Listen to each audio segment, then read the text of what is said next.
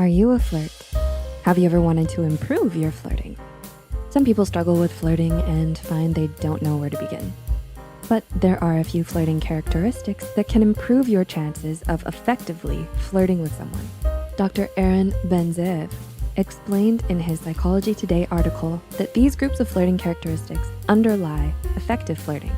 He wrote that although there is no formula for successful flirting, there are characteristics that increase its chances of ending well. If you take on a natural approach to these behavior characteristics, your flirting may improve. In order of importance, here are the 9 characteristics to keep in mind the next time you flirt with your crush. Number 1, nonverbal behavior. Something to remember the next time you flirt: not only what you say to your crush, but your behavior as well. A good amount of eye contact, not too intensely, but still letting them know that you're listening by looking at them in the eyes from time to time. Also, remember to genuinely smile when you can. Everyone loves a sweet smile. Good hygiene and scent are always great as well. It's not just what you tell your crush about yourself verbally, but non-verbally as well. Number 2, intelligence. When flirting, you may want to show that you're intelligent as well by saying a witty joke or having a natural conversation about topics that show you're educated in a variety of things. Number 3, a gentle approach. When flirting, it's always important to be respectful as well as having fun with it. People want to see you're mature as much as you're funny and flirty. If they're not comfortable, you won't make things better by continuing. Always be respectful and mature in your flirting attempts. Number 4, cheerfulness. When someone is looking for a partner, they're not only going to want someone who is respectful and kind, but someone who is cheerful as well. This is another characteristic that is said to underlie effective flirting. Wouldn't you want a partner that makes you happy? If your flirting has a bit of cheerfulness in it, then you're on the right track. Number 5, romantic intentions. Of course, when you're flirting, it's always a great idea to show you're romantic. You can have a bit of fun flirting, but throughout, you may want to show how romantic you can be.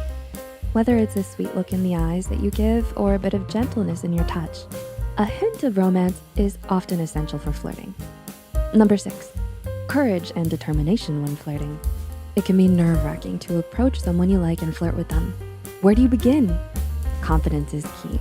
If you're going to flirt well, you need not only courage, but determination. So that flirty joke you've been playing out in your head to tell them, flirt courageously and confidently.